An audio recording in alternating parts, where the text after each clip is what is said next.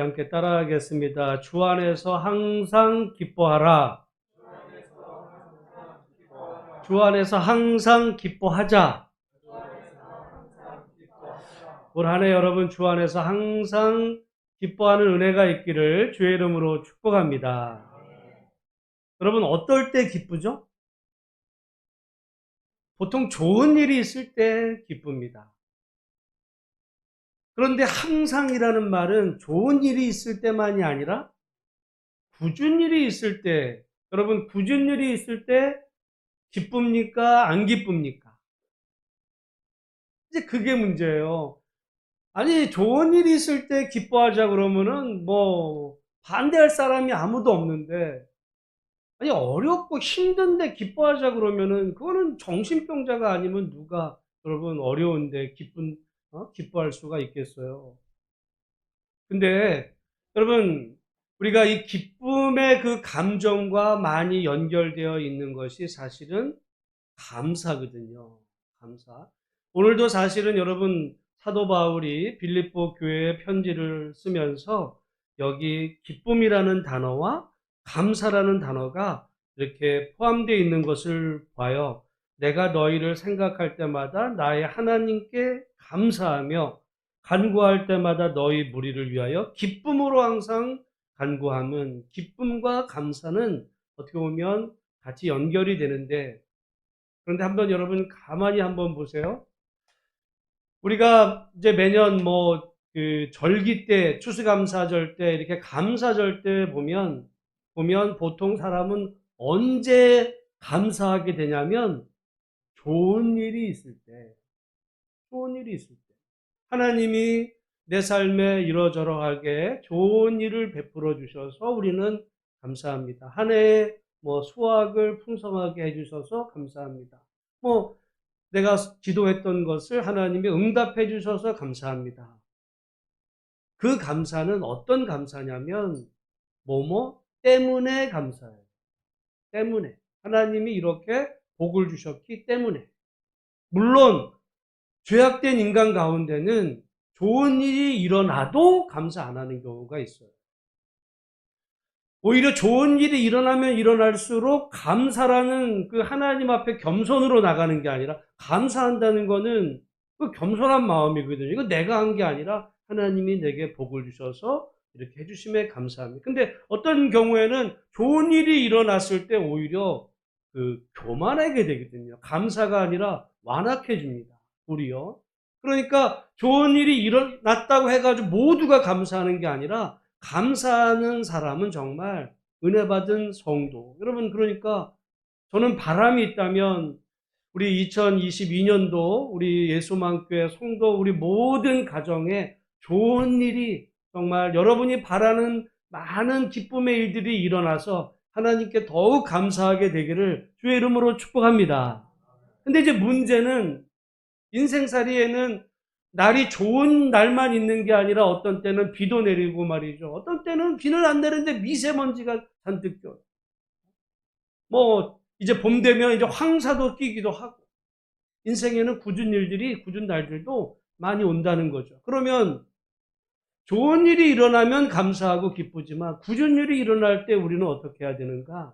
여러분, 감사에는 두 종류의 감사가 있는데, 하나는 좋은 일이 일어났기 때문에 감사와, 두 번째는 그럼에도 불구하고의 감사가 있어요. 가령 여러분 하박국서에 보면, 하박국서에 보면은 하박국서의 그 상황이 좋은 상황이 아니야. 좋은 상황이 아니야. 밭에 농작물이 없어요.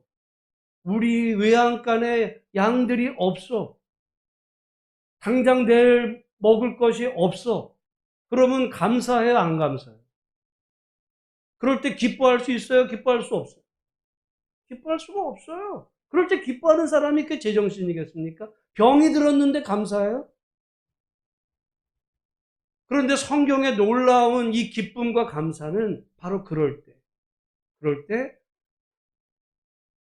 비록 외양간에 소가 없을지라도, 우리의 양이 없을지라도, 그럼에도 불구하고 나는 나의 구원의 주 여호와로 인하여 감사합니다. 그게 그럼에도 불구하고의 감사거든요.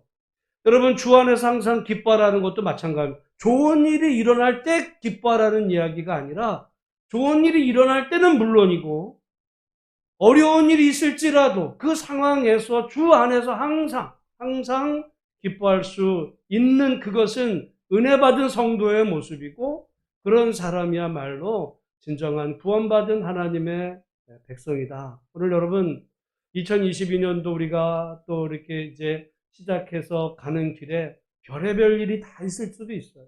좋은 일이 있으면 그로 인해서도 감사하지만 혹시라도 우리에게 원하지 않는 어렵고 힘든 상황에 생길지라도 감사하고 주 안에서 항상 기뻐할 수 있는 우리 모든 성도들이 다 되기를 주님의 이름으로 축복합니다.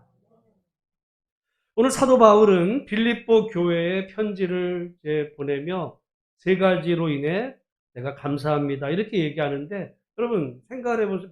빌립보서를 쓸 때 바울은 어떤 상태에 있었냐면 바울은 감옥에 있었어요.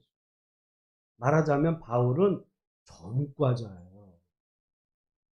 우리가 사도행전에 따르면 바울의 전과는 일범도 아니야. 옥에 갇히기를 수십 번 했다는 이야기는 그때마다 우리 오늘날로 말하면 다 전과에 딱지가 다 간 거예요.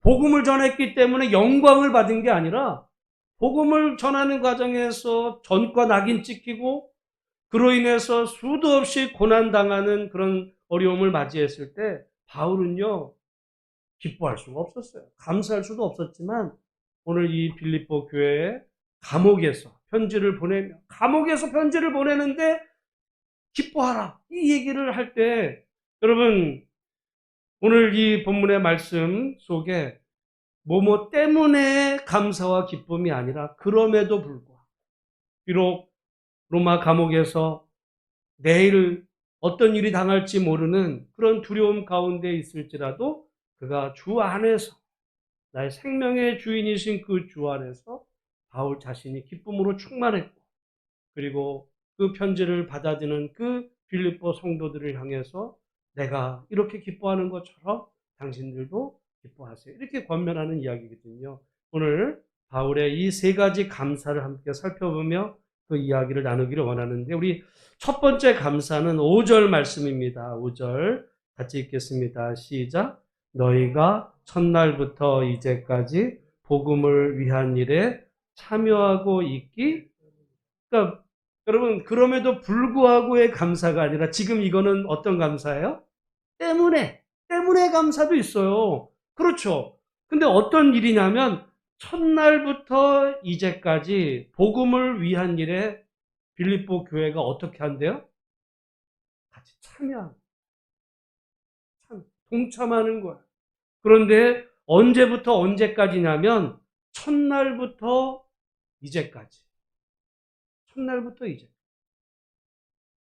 우리가 지난주에도 잠깐 봤지만 빌립보서 4장 15절에 보면 빌립보 사람들아 너희도 알거니와 복음의 시초에 내가 마게도냐를 떠날 때에 주고받는 내 일에 참여한 교회가 너희 외에 아무도 없었느니라. 그러니까요. 바울이 많은 곳에 복음을 전했지만 복음을 받아들인 첫날부터 이제까지 변함없이 한결같이 함께 그 사역에 동참하고 있던 교회는 오직 유일하게 빌립보 교회뿐이었더라 이 얘기입니다. 여러분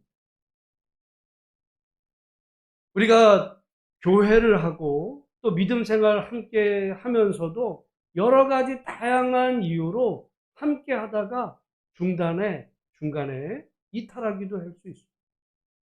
그런 일이 일어나기도 하죠.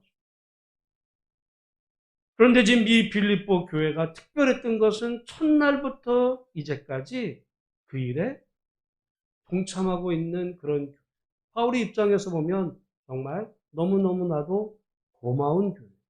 그리고 사실은 이 빌립보 교회에 편지를 쓰게 되는 그 이유가 지금 바울이 로마 감옥에 갇힌 상황에서 말하자면 헌금을 보내온 것에 대한 감사의 그 편지도 있습니다. 우리가 잘 아는 대로 빌립보 교회는 바울이 물론 전도 과정에서 하나님의 인도하심으로 세웠어요. 그러나 바울은 빌립보에서 목회하지 않았어요. 루디아와 또 간수장 또는 아마 성경에 나오지 않지만 어떤 사람들을 전도해서 그들이 이제 그 빌립보 지역에 예수 믿는 사람들이 만들어진 다음에 바울은 떠납니다. 계속 바울은 다른 지역으로 복음을 전하며 그렇게 관계에서 떠나고 있었기 때문에 어찌 보면 빌립보 교회 성도들과 특별한 관계가 없다라고 해도 과언이 아니에요. 잠깐 교회 세우고 떠났는데,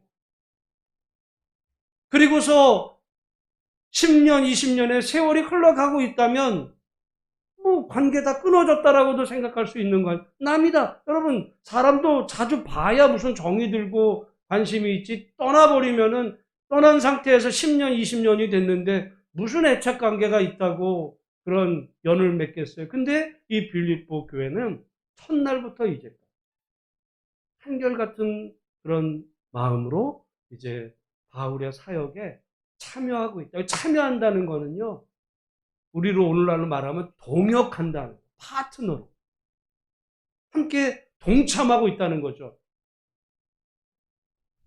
우리가 예수를 믿는 두 가지 방법이 있어요. 하나는 그냥 신앙생활하는 거예요. 여러분, 큰 교회 같은 데 가면 그냥 신앙생활해. 그냥 뭐 시간 딱 돼가지고 가서 예배 드리고 집에 오는 거죠. 기도하고 예배 드리고 신앙생활이야. 근데요, 교회가 작으면 어떤 일들이 이제 와요. 해야 될 일들이 부담스러울 수 있어. 근데 그 일에 내가 참여하는 거예요. 여러분, 솔직히 말해서 서울의 큰 대형교회는 가령 거기 찬양대도 말이죠. 일반 성도는 쓰지도 못, 나 찬양대 하고 껴주지도 않아. 음대 나와요. 음대 나와요. 근데 여러분, 사실은 작은 교회 같은 경우에는 그게 아니라 하나님의 은혜로 섬기는 거예요. 어떻게 보면 이게 교회가 대형화되면서 사역의 본질이 왜곡이 됐어요. 그래서 우리가 정말 하나님의 일에 동참하는 다양한 방법들이 있죠. 여러분, 어떤 교회 같으면 교회에 이렇게 단장하고 하는 일에 다 사례를 해야 됩니다. 큰 교회가 되면요, 교회 관리 또는 청소 다 용역 줘서, 큰 교회 보세요. 식당 봉사 힘들잖아요? 그럼 어떻게 해요? 다 사먹어요. 다 그 용역해서, 그렇게. 그러니까 이게, 그런데 작은 교회가 될수록 예를 들어 자기가 뭐 힘껏 봉사, 여러분, 우리 지금 뭐 반주도 그렇고, 지금 뭐 방송실도 그렇고, 찬양인도 저는 다 중요하죠. 꽃꽂이도 말이죠. 꽃꽂이도 그렇고, 뭐, 우리 권사님들이 여기 지금 주중에 청소를 하세요.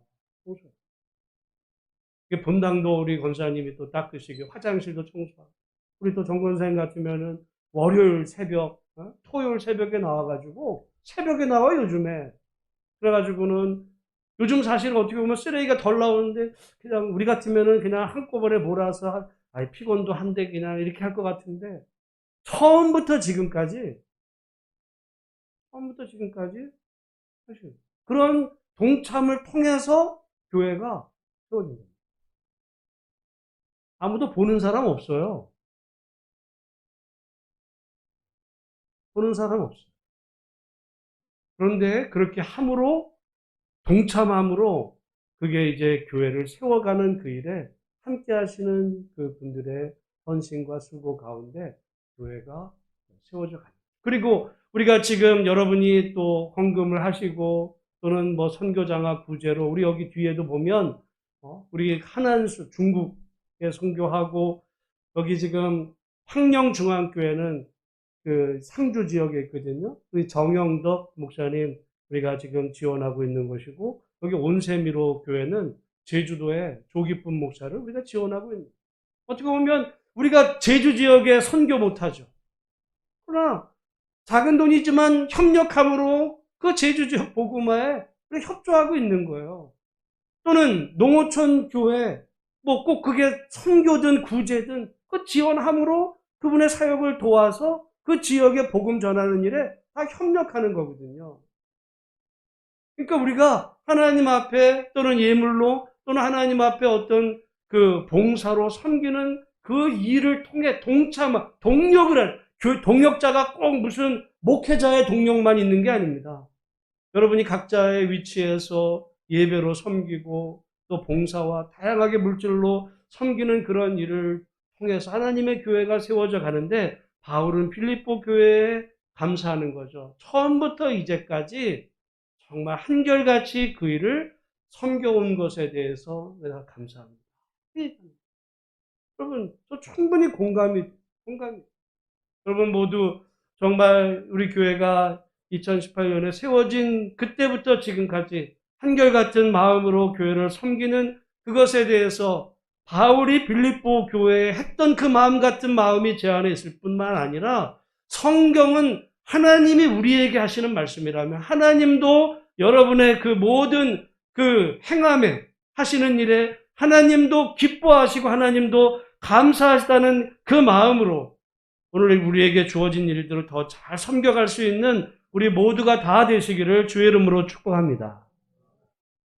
바울은 여기 지금 두 번째 감사한다 그래요. 두 번째, 우리 6절 말씀을 같이 한번 읽어보겠습니다. 시작. 너희 안에서 착한 일을 시작하신 이가 그리스도 예수의 날까지 이루실 줄을 우리는 확신하노라. 이것도 내가 감사한다라는 것의 이제 두 번째 내용인데, 뭐에 감사하냐면 너희 안에서 착한 일을 시작하신 이가 그리스도 예수의 날까지 이루실 줄을 알기 때문에 내가 감사한다. 그 얘기거든요. 근데 여기 지금 이 착한 일이 뭐냐? 착한 일이. 착한 일을 이거 다른 말로 하면 구원입니다. 여러분, 구원이라는 단어를 넣어서 한번 읽어보겠어요. 너희 안에서 무엇을 시작하시니가? 구원을 시작하시니가 그리스도 예수의 날까지 이루실 줄을 우리는 확신한다. 그랬을 때 여기 지금 너희를 나로 바꿔보세요. 나로 바꾸고 우리는 확신한다는 말을 나는 확신한다로 한번 넣어서 한번 읽어보겠습니다.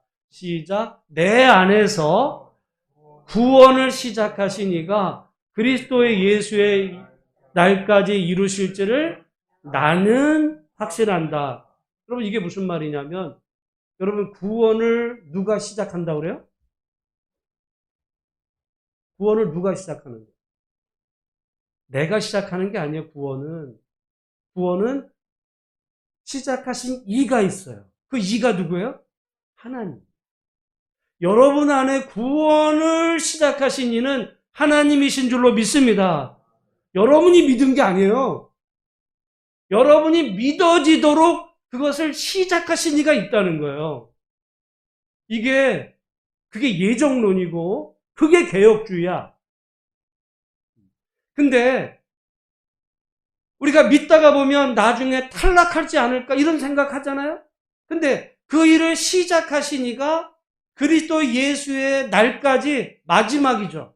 말까지 그것을 이룬다는 거예요. 누가 이루어요? 시작하신 이가 이루는 거야. 만약에 내가 시작을 해서 내 믿음에 근거해서 내 최종 결말이 왔다 갔다 한다면 여러분은 다 구원에서 탈락해요. 우리가 살다 보면 인생에 별일이 다 있잖아. 우리는 흔들리는 갈대와 같아요. 그래서 좋은 일이 있을 때는 막 신이 나가게 예수 막 믿어. 근데 조금만 일이 있어가지고 낙심하고. 구원이 내게 달려 있으면 아무도 구원의 확신을 가질 수가 없어. 아무도. 확신한다는 거는 그때 좋은 일이 있을 때지만 말할 수 없는 어려움이 생기면 내가 언제 믿어 다 떠나버리고 말 거예요. 근데 이 구원을 시작하신 이가 마무리하실 하나님이시라는 사실을 우리가 분명히 기억하면 여러분 우리의 구원이 내게 달린 것이 아니라 신실하신 사람은요 다 변덕이 죽을 듯해요. 다 변덕쟁이들이야. 우린 다. 그러나 신실하신 하나님께서 시작하시고 마무리까지 완성하실 분이 하나님이시라는 사실을 분명히 기억하며 나를 예수 믿게 하신 하나님, 나의 구원을 완성시킬 그 하나님 앞에 여러분 정말 겸손하게 은혜로 살아가는 우리 모든 성도가 다 되기를 주의 이름으로 축복합니다.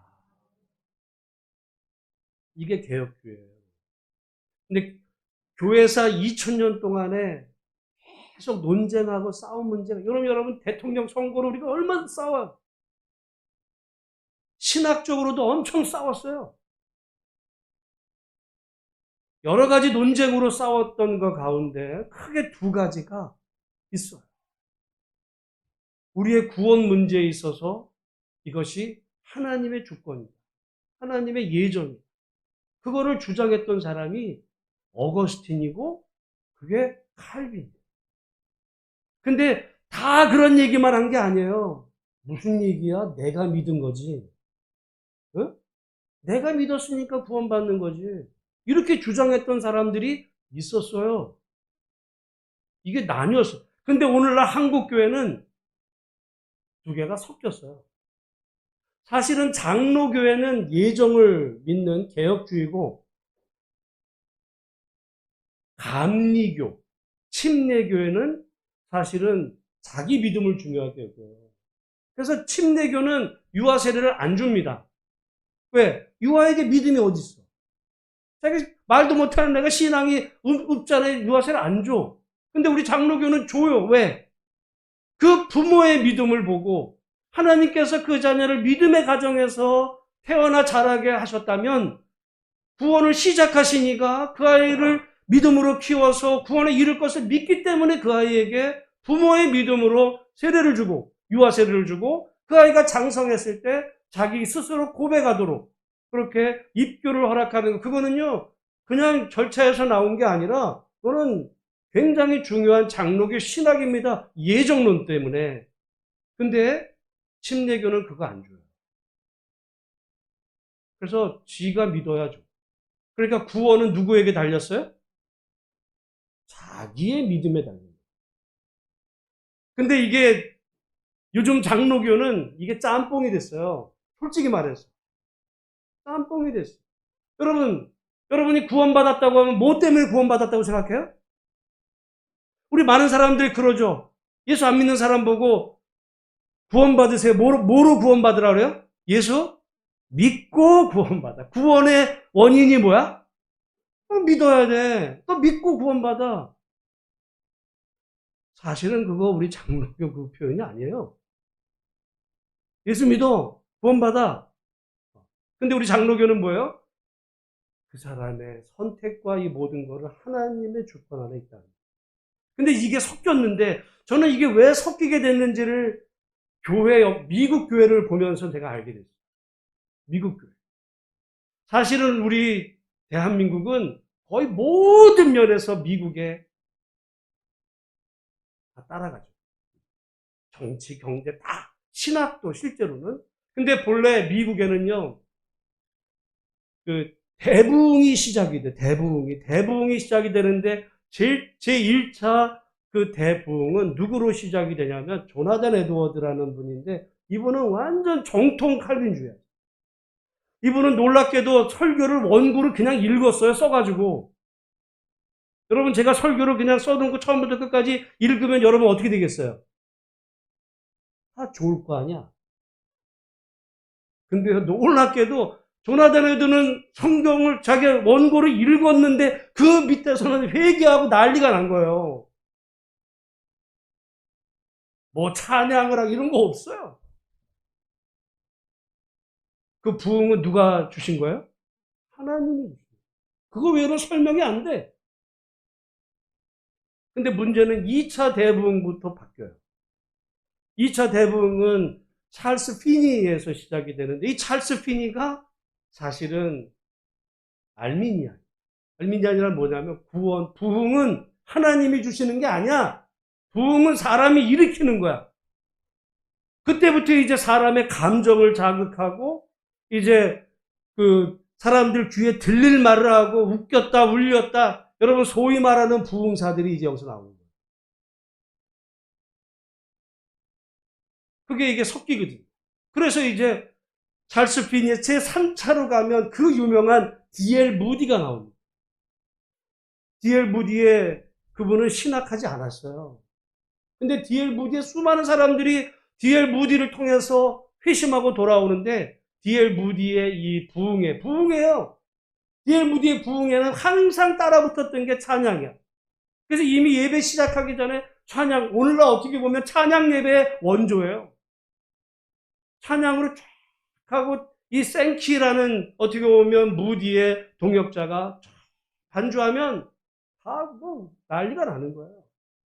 그때 그리고 이제 무디가 설교하고 마무리로 찬양을 쫙 하면 그냥 뭐 울음바가 되는 거야. 그러면 이제 지금 예수를 주님으로 영접할 사람들은 앞에 초청합니다. 그러면 이제 사람들이 나와서 이제 초청하고 그게 이제 시작이 됐고 그 후에가 누구냐면 그 유명한 빌리 그레함 목사님이 이제 그런 쪽.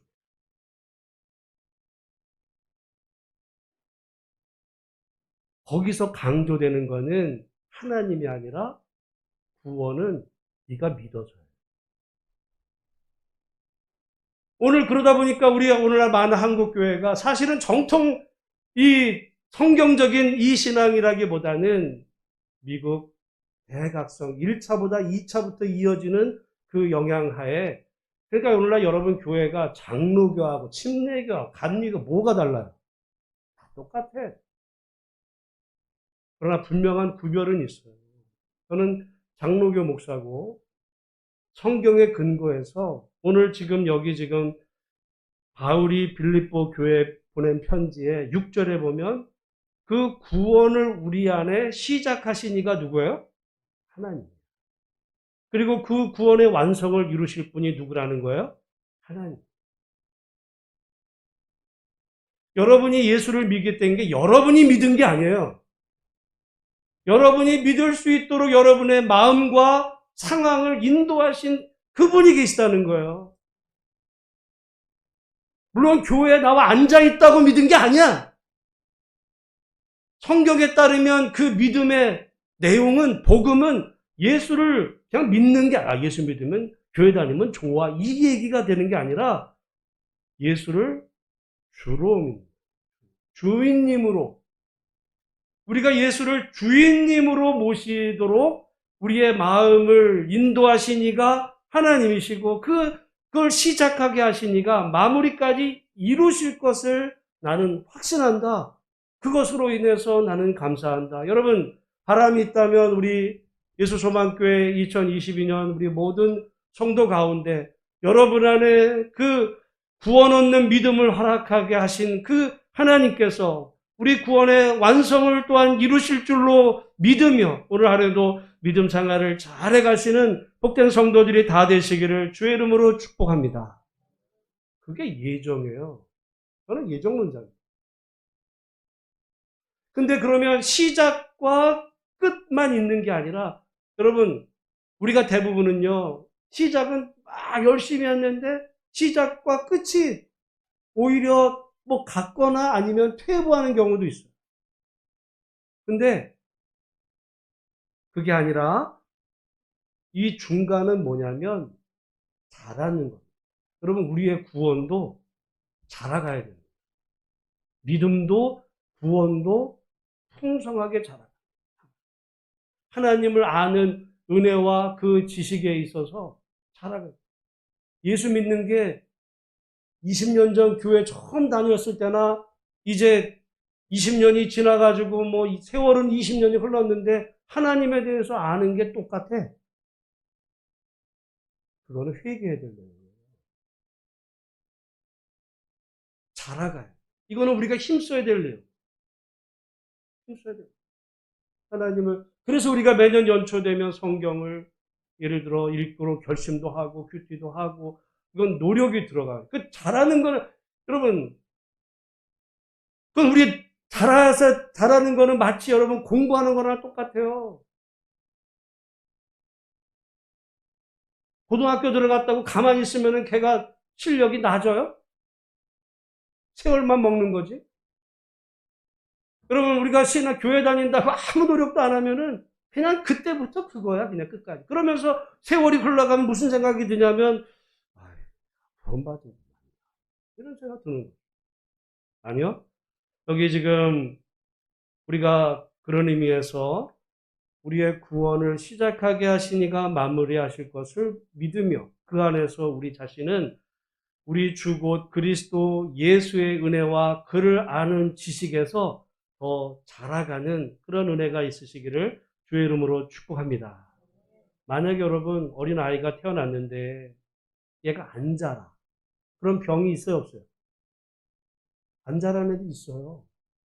그건 뭐예요? 그건 병든 거야. 여러분 신앙에 병들 수 있어요. 안 자라는 거는 병. 근데 물론 우리가 나이가 들어서 키는 더 이상 안 자라고 그때부터 살만 예를 들어 찐다는 것도 잘못하면 이제 병이지만 우리 신앙의 이 영적인 깊이는 우리가 언젠가 주님 서는 날까지 자라갑니다. 갑자기 쑥쑥 자라지 않을 수 있어요. 조금씩. 날마다 새롭게 하나님을 아는 넓이와 깊이가 깊어지고 세상을 보는 것. 달라져야 되는데 우리는 교회 다니거나 아니거나 세상 보는 눈이 똑같고 오히려 오늘 한국 사회에서는 교회 다니는 사람들이 오히려 세상을 더 엉뚱하게 봐요. 지금 이 코로나 백신 때문에 어떻게 보면 정부에 협력 안 하고 계속 반대하고 엉뚱한 소리 하는 사람들 그 핵심에 교회가 있어요. 자라가는 게 아니라 하나님의 일을 방해하는, 그럼 어떡하자는 거예요? 백신 맞지 말고 그냥 다 풀어주라 이거예요. 그러다가 또 사람들 다 확산되고 나면은 우리 다 죽었네 또 이러면 어떡하자? 대안이 없어. 대책도 아니고 그 신앙도 아니에요. 여러분 오늘 우리가 우리 구원에 대해서 의심하는 게 아니라 우리의 구원을 시작하게 하시니까 마무리하실 것을 믿으며 정말 여러분 믿음의 진보가 있기를 믿음의 진보. 믿음은 보수가 되면 안 돼요. 믿음이 처음부터 끝까지 그냥 그대로 이게 아니라 믿음에 자라가는 은혜가 있기를 주의 이름으로 축복합니다.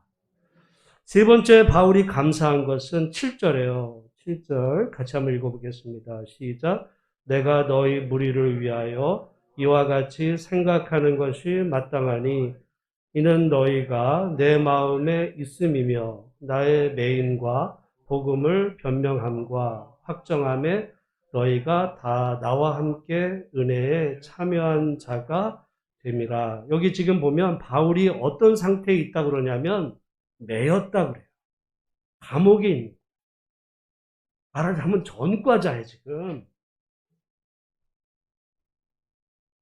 어떤 일로 지금 감옥에 갇혔냐? 우리가 볼 때는 복음 전하다가 감옥에 갇혔다 그럴 때 여러분 이건 종교적인 이유가 아니에요. 왜냐하면 로마는 이게 다신교예요. 다신교라는 건 뭐냐면 너 믿고 싶은 거 다 믿어. 오늘 사실을 여러분 이건 종교 자유나 마찬가지예요. 오늘 여러분 교회 다닌다고 잡아들여요? 안 잡아들이잖아. 예수 믿는다고 잡아들여요? 로마도 예수 믿는다고 잡아들이지 않았어요. 예수를 믿었기 때문에 감옥에 간 게 아니라 예수를 누구라고 믿었느냐가 중요한 거예요. 오늘도 이건 마찬가지입니다. 예수를 누구로 믿었어요? 주로 믿었어요. 이 말이 굉장히 중요해요. 우리는 너무 이거 흔하게 하다 보니까 그 말이 뭔지를 몰라. 예수를 주로 믿었다는 것은 어떻게 보면 그 로마를 지배하는 그 황제 그 위에 로마의 황제 그 위에 계신 전능하신 하나님. 그러니까 그 하나님을 믿는 그 믿음 안에서 로마 황제는 뭐예요? 아무것도 아니야. 이 얘기예요. 그러다 보니까 로마 사람들의 입장에서 보면 저 불순문자야. 여러분 죄송한 얘기지만 예수님도 종교적인 이유로 돌아가시지 않았어요. 정치범으로 돌아갔습니다. 예수님이 십자가 달릴 때 사람들이 조롱하면서 예수님의 그 십자가 팻말에 뭐라고 썼어요? 유대인의 왕. 바울도 마찬가지예요. 교회 다니라고 전도했기 때문에 잡혀 들어간 게 아니에요. 가령 중국에서 선교사들 추방 그런 얘기가 아니야. 그 예수님을 누구라고 믿었는지, 누구라고 소개했는지 이게 중요한 거예요. 예수님이 만왕의 왕이시고 모든 신의 최고봉이시고 그런 관점에서 보면 로마 황제는 그냥 하나님이 세운 그냥 하나의 그 종이다. 이렇게 사람들이 바울이 복음을 전하다 보니까 로마가 깜짝 놀란 거예요. 그래가지고 잡아들여가지고 이거는 거의 반역죄. 여러분, 예수님이 그런 이유로 십자가 달리셨을 때 제자들이 어떻게 했어요? 다 도망갔어요. 왜? 같이 엮이면요, 그거는 반역범들. 여러분, 옛날에 그 십자가는 아무나 십자가 죽이지 않았어요. 반란범들을 죽였거든요. 오늘날도 여러분, 이 시대에 지금 반란범에 여러분이 가담했다 그러면은 이거는 삼족이 지금도 마찬가지예요. 어떤 체제든 반란범은 용서를 못해. 그런 의미에서 보면 바울이 지금 그런 영모와 관계된 범죄로 지금 감옥에 갇혔는데 빌립보 교회가 협력을 하고 있다. 목숨 걸어야 되는 거예요. 목숨 걸어야 되는 거예요. 바울이 어떻게 빌립보 교회 성도들이 구원받았음을 확신할 수 있었느냐? 여기 있어요. 왜? 지금 바울이 어떻게 보면 반란범과 관계된 그런 일로 감옥에 갇혀 있기에 자칫하면 지금 자기들도 그 바울을 협력했다는 이유로 자기도 지금 감옥에 갈 수 있어요. 자기 생명이 위협할 수 있고 자기 모든 걸 다 빼앗겨 자기도 십자가에 죽을 수 있고 바울처럼 목이 잘려서 죽을 수 있는 그런 상황에도 불구하고 그 믿음을 변하지 않고 그렇게 협력하고 관여했다는 그거는 보통 믿음이 아닌 거예요. 보통 믿음. 가령 여러분 일제시대에 신사참배하라 그럴 때 수많은 교회와 목회자들 다 신사참배했어요. 근데 안 한 분도 계셔. 주기철 목사님. 어떻게 됐어요? 죽였어요. 지금 그런 얘기야. 온전히 예수님을 믿는 과정에서 자칫하면 죽을 수 있는 그 환경. 바울은 그렇다 치고, 그러면 빌립보 교회들은 연을 끊을 수도 있잖아. 괜히 내가 엮여가지고, 왜 나도 당해야 돼? 이러면서 그럴 수 있었는데, 빌립보 교회는 그 일에 참여. 아까 여기 동참한 거죠. 파트너십으로 관여하고 있는. 여러분, 어떻게 보면 이 고난받는 또는 고난이 당할 수도 있는 상황에서 변치 않는 그 믿음, 그것이 빌립보 교인들의 구원의 증표입니다. 무슨 요즘 사실 여러분 구원파 같은 경우는 말하죠. 너 예수 믿은 거 구원 받았어요? 그러면 구원 받았어. 그럼 언제 받았어? 몇 월 며칠 날 받았어? 모르겠는데 그럼 당신 구원 받은 게 아니야. 이래가지고는 사람들을 꾀죠. 이단이에요. 그거는 말도 안 되는 일. 근데 바울이 말하는 구원받은 증거는 뭐냐? 또는 이거 하나님이 아셔. 그 얘기도 아니고요. 지금 내가 예수 믿는다는 이유 때문에 고난을 당하고 손해를 보고 어려운 일이 생겨도 변치 않는 믿음으로 믿음의 길을 내가 걸어가고 있는 그것이 구원받은 표예요. 구원받은 표. 우리는 되게 어려움이 찾아오면 믿다가도 괜히 내가 나도 같이 담궜다. 나도 혼란 당하기 싫으니까 나 몰라. 여러분 성경에 보면 그런 사람들도 있어요. 디모드라게 같은 사람은 떠나버렸어. 근데 끝까지 그 믿음을 한결같이 그 길을 걸어가는 그것이 구원의 증표입니다. 하나님이 나에게 표를 줘가지고 이게 무슨 표야?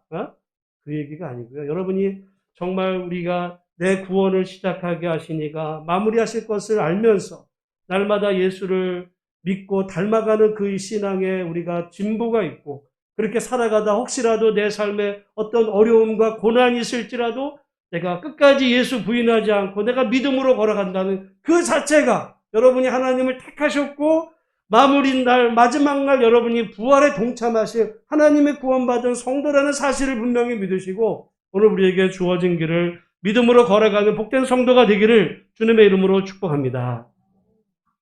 결론적으로 바울은 그래서 그 빌립보 교회를 향해서 자기 마음을 표해 좀 시간이 갔지만 우리 한번 8절 마무리하고 설교를 마치겠습니다. 같이 합니다. 시작. 내가 예수 그리스도의 심장으로 너의 무리를 얼마나 사모하는지 하나님이 내 증인이시니라. 지금 바울은 내가 이 빌립보 교회 성도들을 얼마나 사랑하는지 뭘로 사랑하느냐면 예수 그리스도의 심장. 여러분 심장이 어디 있어요? 심장이 어디? 여러분 심장 어디? 손 찍어봐. 네? 심장이 어디? 우리 보통 가슴을 얘기하잖아요. 실은 심장, 그건 가슴이 아니고 창자예요. 창자. 이게 스플랑큰 오일이라는 건데 창자. 여러분 애간장이 녹는다는 애간장. 이걸. 그래서 예수님이 목자 없는 양 같음을 보시고 성경에 보면 민망히 여기셨다. 그 민망히 여기다는 단어가 애간장이 녹는. 여러분 어떤 정말 스트레스 받고 힘들고 막 걱정이 막 하고 이런 게 생기면 여러분 몸에서 반응이 와요. 어디가 아파? 예? 일부에 보니까 어떤 분은 머리가 아프대. 머리도 아파. 그럼 혈압 있는 분은 그러겠어요. 혈압. 그럼 머리도 아플 또 어떤 분은 어디가 아파요? 가슴이 쪼여오는 것 같은 그것도 그럴 수 있어요. 근데 대부분은 다 어디가 아파요? 장이 아파요. 여러분 스트레스랑 제일 연관되는 것이 위예요. 그 애간장이 녹는 거예요. 지금 바울은 내가 그래서 고대인들은 이 장기가 어떻게 보면 사람의 그 감정과 직접 연관이 있다라고 그랬어요. 스트레스 많은 분들이 위암 많이 걸려요. 목회자들이 위암 많이 걸려요. 이유가 있어요. 그 스트레스, 위가. 여러분, 근데 지금 바울은 그러니까 우리가 볼 때는 제가 헬라어를 정말 공부할 때 이런 표현들이 너무너무 재밌어요. 이게 우리 장기를 가리키는 거예요. 이게 꿈틀꿈틀 아프다는 거예요. 그렇게 살아간다는 거예요. 그냥 내가 뭐 그냥 예수님의 이름으로 이 얘기가 아니라 정말 예수님이 목자 없는 양 같음을 보시고 당신의 창자가 끊어지는 마음으로 그걸 사랑하셨던 것처럼 나도 빌립보 교회 당신들을 바라보면서 내 애간장이 녹는 마음으로 당신들을 사랑합니다. 이 얘기하는 거예요. 그런 끈끈한 관계. 그렇죠. 왜? 빌립보 교인들도 다시 말씀드리지만 자기들도 목숨 걸고 바울을 지원했어요. 목숨 걸고 지원한 거야. 그걸 알기 때문에 바울은 빌립보 교회를 생각하면서 그냥 여러 많은 교회 중에 그냥 인사말을 하는 게 아니라 정말 애간장이 녹는 거예요. 저는 우리 예수만교회 우리 목회자와 우리 성도들의 이 관계도 정말 그렇게 서로의 그 심정으로 그 교제할 수 있는 서로를 배려하고 위할 수 있는 그런 복된 관계가 있기를 주의 이름으로 축복합니다. 대답이 없어요. 그렇게 되기를 축복합니다. 근데요, 성도들 중에는 목회자가 잘 되는 거를 좋아할까요? 좋아 안 하는 분들이 있어요. 희한한 일이죠. 오히려 어려우면은 도와줘야 이러다가도 잘 되는 일에 목회자 잘 되는 것 별로 많아요. 아닐 것 같죠. 아닌 분도 계시는데 그게 꼭 뭐가 같냐? 여러분이 만약에 그 사춘지간이 있어요. 우리나라 솔직히 말해서 여러분 삼성과 신세계 두 부회장과 회장은 사춘지간. 나이가 같아. 학교도 중고등학교, 대학을 같이 다 나왔어. 사이가 좋을까요? 나이도. 같은 사촌이고, 그런데 안 좋아. 여러분, 남 얘기할 거 없어요. 여러분 가정 안에서도 사촌지간 돼가지고 저 집에 우리 아이가 같은데 저긴 잘 되고 우리가 안 되면요. 그래도 서로 형제니까 이렇게 기뻐하는 건 특별한 거예요. 우리보다는 좀 덜 되기를 바라는 이 죄성이 우리 안에 다 있습니다. 저는 솔직히 뭐 여러분 가정의 자녀들이 정말 잘 되기를 소망합니다. 바래요. 여러분도 저희 가정의 자녀들이 또 잘 되기를 그렇게 축복해 주시기를 부탁을 드립니다. 여러분 죄송하지만 그 쉽지 않은 마음이에요. 모쪼록 그게 교회거든요. 공동체. 안에서 서로 좋은 일이 있을 때 정말 축복해 주고 축하해 주고 힘든 일이 있을 때 격려해 주는 그런 빌립보 교회 또는 빌립보와 바울과의 그 관계처럼 정말 많은 시간이 흘러가도 서로의 그 좋은 관계를 유지하는 우리 예수 소망 교회와 여러분 모두 가정이 다 되시기를 주의 이름으로 축복합니다. 기도하겠습니다. 하나님 아버지 감사합니다.